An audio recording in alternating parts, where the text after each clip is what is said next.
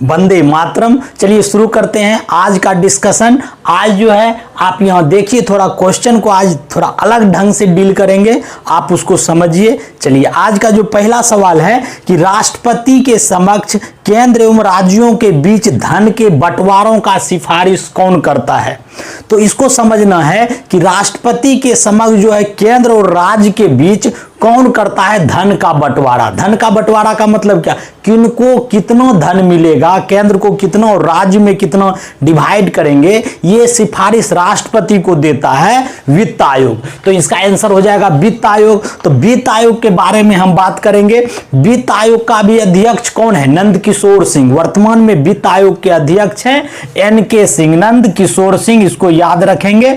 और वित्त आयोग में जो है एक अध्यक्ष होते हैं, इसके अलावा 4 सदस्य होते हैं इनके, उनको भी आप कभी कभी करंट में याद कर लीजिए, करंट में क्वेश्चन आता है। लेकिन वित्त आयोग की स्थापना कब हुई थी, 1951 में। यह याद रखना है कि वित्त आयोग की स्थापना 1951 में हुए थे। पहले अध्यक्ष थे KC नियोगी, यह भी प्रश्न में आता है। और अनुच्छेद 280 में वित्त आयोग का वर्णन है।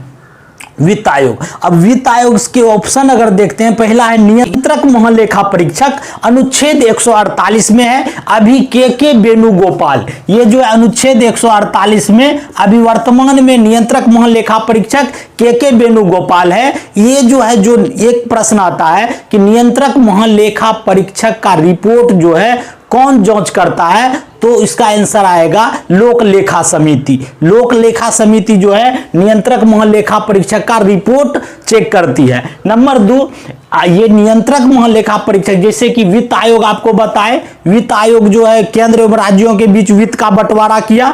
ये जो है सरकार कितना खर्च करेगी, ये कंट्रोल नियंत्रण करता है नियंत्रक महालेखा परीक्षक। ये एक संवैधानिक अधिकारी है और इसका जो है नियंत्रक महालेखा परीक्षक का अनुसूची 2 में वर्णन है, ऐसा आता है प्रश्न में। तो इसको देखिएगा। और ऑप्शन में देखते हैं नीति आयोग। आपको तो नीति आयोग मालूम होगा, 1 जनवरी 2015 को इसकी स्थापना हुआ है योजना आयोग के बदले। योजना आयोग पहले असंवैधानिक संस्था थी। नीति आयोग के अध्यक्ष कौन होते हैं, प्रधानमंत्री। और इसके उपाध्यक्ष अभी वर्तमान में राजीव कुमार है, ये याद रखना है। उपाध्यक्छ कौन है, राजीव कुमार। तो नीति आयोग भी देखना है। चौथा है राष्ट्रीय विकास परिषद। राष्ट्रीय विकास परिषद तो आपको मालूम होगा 6 अगस्त 1952 में स्थापना हुआ है राष्ट्रीय विकास परिषद का, 6 अगस्त 1952। ये राष्ट्रीय विकास परिषद जो है ये अध्यक्ष प्रधानमंत्री होता है। और इसके जो सदस्य होते हैं उसको भी ध्यान में, सदस्य जो है जितने राज्य के मुख्यमंत्री हैं या कैबिनेट मंत्री हैं, चाहे किसी राज्य के केंद्र शासित प्रदेश के जो मुख्यमंत्री हैं और वहां के उपराज्यपाल जो हैं, वो सब इसके सदस्य होते हैं। जहां मतलब मुख्यमंत्री नहीं है केंद्र शासित पद में, वहां का तो प्रशासक उपराज्यपाल वही होता है। तो वहां जो है यही सदस्य होते हैं राष्ट्रीय विकास परिषद को।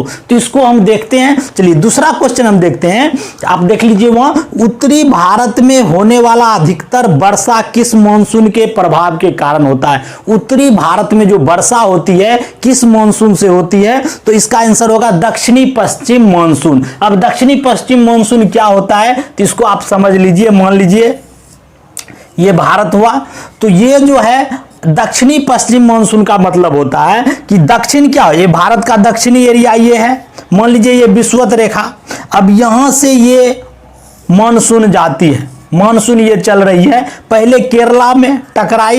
ये देखिए पश्चिम इधर है, दक्षिण नीचे होता है, तो ये दक्षिण पश्चिम मानसून इधर जाती है और ये जो पश्चिमी घाट है इसको टपते हुए ये सीधा इसे जाती है और ये उत्तर भारत में वर्षा होता है। पहला दक्षिण पश्चिम मानसून से प्रश्न आता है, दक्षिण पश्चिम मानसून से पहला वर्षा कहां होता है, तो इसको हम मारेंगे केरला में। केरला में जून में ही मानसून इन कर जाती है और ये वर्षा जाके यहाँ उत्तर भारत, यही है उत्तर भारत क्या, यूपी बिहार ये सब एरिया में जो बारिश होती है दक्षिण पश्चिम मानसून। लेकिन वर्षा की जो बात हुआ तो भारत में पूछता है कैसी वर्षा होती है, पर्वतीय वर्षा। पर्वतीय वर्षा का मतलब क्या हुआ कि पर्वत में टकरा, जैसे इधर हिमालय है, हिमालय है, यहाँ बताए हैं। ये हिमालय से टकरा के वर्षा होता है, तो पर्वतीय वर्षा जो है भारत में ज्यादा होता है। अब देखिए यही जो है मानसून, दक्षिण पश्चिम मानसून, इधर आपका आ जाता है मेघालय। आपको पता होगा सबसे ज्यादा वर्षा कहाँ होता है? मौसिनराम में। वहां जो है एक कीपनुमा आकार है। कीपनुमा मतलब गारो, खासी, जयंतिया 3 पहाड़ है, उसके बीच में ये मानसून जाके फंस जाती है और सबसे ज्यादा वर्षा 1080 सीएम 1080 सीएम वर्षा जो होता है वो मौसिनराम में होता है। मौसिनराम का अभी नाम सोहरा भी है, वर्तमान नाम में सोहरा भी बोलते हैं। सबसे ज्यादा वर्षा मौसिनराम में होता है, ये आप जानते ही हैं। तो ये जो देखिए दक्षिण पश्चिम मानसून से यहां पहुंचा। अब एक सवाल ये आता है कि अब ऑप्शन में भी देख लेते हैं। पहला है उत्तरी पूर्वी मानसून। उत्तरी पूर्वी का मतलब क्या? उत्तर, उत्तर क्या हुआ? इधर, पूरब इधर। अब ये जोने के बाद ये पुनः मानसून लौट जाता है।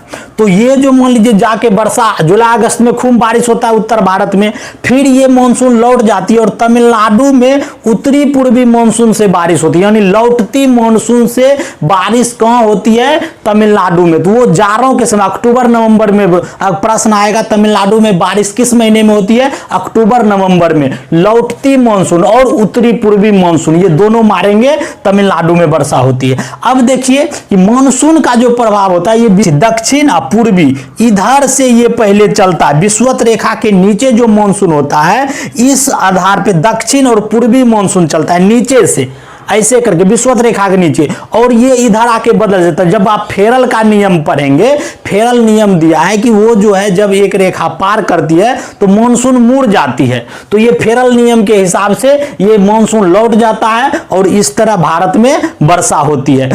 तो इस तरह हम समझेंगे।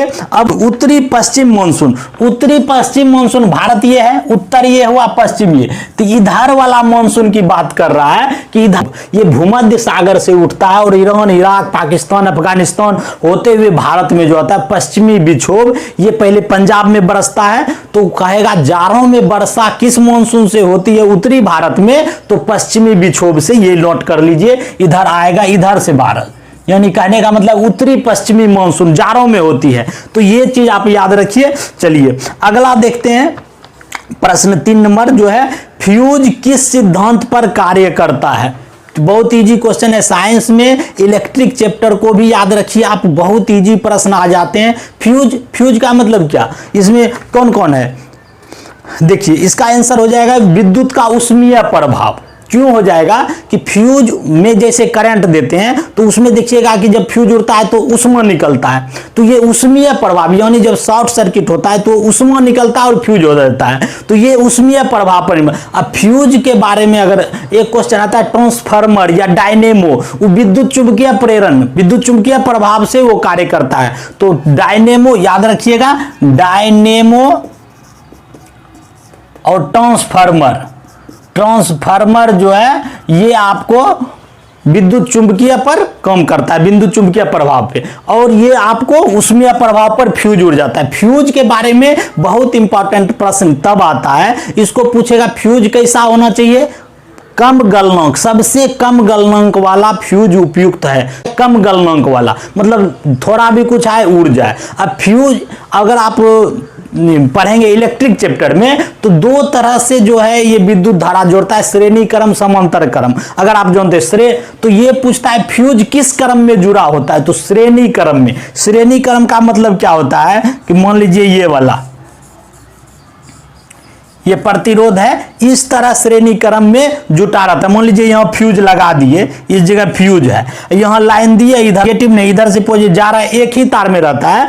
तो मान लीजिए अगर ज्यादा वोल्टेज हुआ, ये उड़ गया तो करंट गया कट, तो करंट यहाँ कट जाएगा तो मतलब सब लाइन कट गया। एक प्रश्न आता है कि घरों में, यानी घर में जो है किस क्रम में जोड़ा जाता है? समांतर क्रम में। समांतर क्रम का मतलब क्या होता है कि ऐसे करके ये जो प्रतिरोध होता है इससे, ये तीनों मूर्त ऐसे करके, यानी कहने का मतलब है कि इसमें अगर यहां मान लीजिए फ्यूज लगाएंगे, ये वाला उड़ा, ये दोनों कम करेगा, नहीं तो पता चलेगा क्या समांतर क्रम में नहीं जोड़ा रहेगा। घरों में जो वायरिंग होता, वायरिंग में किस क्रम में जोड़ा जाता है? तो ये समांतर क्रम में। चूंकि मान लीजिए एक उड़ेगा दूसरा घर में लाइन रहेगा ना, नहीं तो पता चलेगा सब घर का लाइन कट गया। तो ध्यान रहे कि फ्यूज जो है वो श्रेणी क्रम में और घरों में जो वायरिंग होता है समांतर क्रम में, ये आपका प्रश्न है। चलिए, और इसमें फ्यूज के बारे में और एक चीज जान जाइए कि फ्यूज तांबा, टीन, शीशा, ये तीनों का बना होता है। सबसे शुद्ध फ्यूज टीन का बना होता है, ये याद रखना है। सबसे कम गलनांक, सबसे शुद्ध फ्यूज टीन का, ये याद रखना है। चलिए अब देखिए चौथा क्वेश्चन। एक अंतरिक्ष यात्री को आकाश दिखाई देता है। बहुत इजी क्वेश्चन है कि अंतरिक्ष यात्री को आकाश कैसा दिखाई देगा। तो आप जानते होंगे काला, लेकिन हम यहां से देखते हैं आकाश नीला दिखाई देता है यहां से। तो क्यों नीला दिखाई देता है, ये भी प्रश्न होता है। प्रकाश के परिकिरणन के कारण आकाश नीला दिखाई देता है। प्रकाश का परिकिरणन क्या है कि जब सूर्य का प्रकाश यहां आता है तो यहां धूलकण, वातावरण में बहुत प्रदूषण, धूल है, बादल है, तो उसमें प्रकाश टकराता है। और सबसे ज्यादा जो आप पढ़ते हैं लाइट चैप्टर में, सबसे ज्यादा परिकिरणन जो होता है ये नीला कलर का होता है, ब्लू कलर का। तो वही ज्यादा इधर आप पढ़े होंगे ना, तो आप उसमें देखिए एक क्वेश्चन इसमें आता है लाइट चैप्टर जब पढ़ेंगे कि सबसे ज्यादा तरंगदैर्घ्य लाल का होता है और सबसे ज्यादा परिकिरणन यानी नीला का होता है। तो इसका विवगियोर पढ़े होंगे, विवगियोर, ये देखिए विवगियोर ये है। आप इंद्रधनुष में भी पढ़ते हैं, इंद्रधनुष में भी पढ़ते हैं और प्रकाश लाइट चैप्टर में भी वर्ण विक्षेपण वर्ण क्रम में पढ़ेंगे कि ये जो है सबसे ज्यादा जो है ये नीला कलर वितरित हो जाता है प्रकाश में। तो इसी कारण जो है समुद्र का जल भी परिकिरणन के कारण नीला दिखाई देता है और आकाश भी नीला दिखाई देता है। तो ये चीज आप याद रखिए। और हम ये कहना चाह रहे थे कि हाँ, रेड कलर का तरंगदैर्घ्य सबसे ज्यादा, इसीलिए डेंजर लाइट में या ट्रेन में देखते होंगे रेड कलर, उसका दूरी से ही दिखाई देता है। डेंजर कलर रेड कलर होता है क्योंकि इसका तरंगदैर्घ्य ज्यादा होता है और दूर तक इसका जाता है लाइट। तो इस चीज को आप देखिए। चलिए अगला देखते हैं पांचवां। लोक प्रशासन अर्थव्यवस्था के किस क्षेत्र में योगदान देती है? लोक प्रशासन अर्थव्यवस्था, अर्थ से व्यवस्था की बात हुई तो अर्थव्यवस्था में 3 क्षेत्र हैं। इसको यहां देख लेते हैं, प्राथमिक क्षेत्र, द्वितीयक क्षेत्र, तृतीयक क्षेत्र, 3 क्षेत्र हैं। तो यहां क्या क्वेश्चन है, लोक प्रशासन। तो आप ये तीनों क्षेत्र को बहुत इजी ढंग से समझ सकते हैं। जो कृषि से रिलेटेड हो, मान लीजिए कृषि हुआ, मत्स्य हुआ, वन हुआ, ये सब आप देख रहे हैं खेती वाला चीज।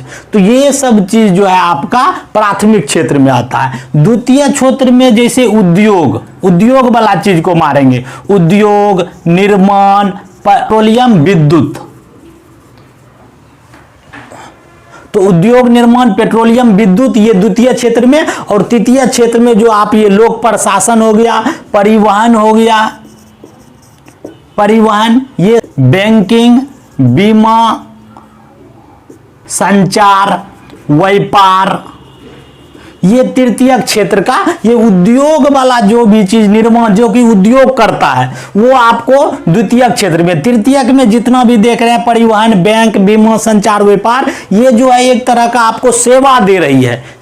ये उद्योग जो है ये निर्माण कर रहा है, किसी वस्तु का निर्माण कर रहा है द्वितीय क्षेत्र में। प्रथम में कृषि से संबंध है, वो कृषि, मत्स्य, वन, ये सब। और तीसरा देखिए आपको सेवा दे रही है, सेवा भी बोलता है इसको, परिवहन, बैंकिंग, ये लोक प्रशासन। तो ये तीसरा आंसर आपको लोक प्रशासन होगा। तो इस तरह आप इसको देखिए बहुत अच्छे ढंग से। नेक्स्ट वीडियो में मिलते हैं। Thank you.